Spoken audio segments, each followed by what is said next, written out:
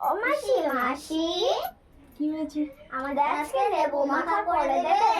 আজকে? এখন তো বিকেল শোনা, দুপুরে আসেনি কেন তোমরা? দুপুরে তো স্কুল ছিল। দুপুরে স্কুল ছিল, স্কুলে গেছিলে? হ্যাঁ। কালকে করলে হতো না? না, প্লিজ প্লিজ প্লিজ।